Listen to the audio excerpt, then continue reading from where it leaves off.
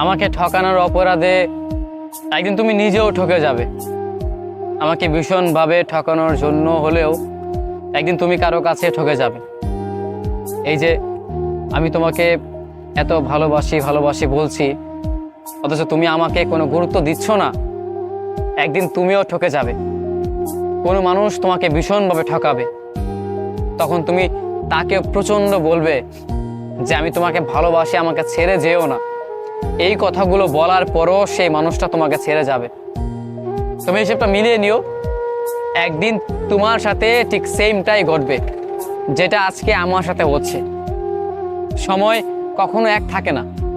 আজকে তোমার সময় আছে, তুমি ইচ্ছে মতো আমাকে নিয়ে খেলছো, আমাকে নিয়ে অভিনয় করছো, আমাকে ঠকাচ্ছ।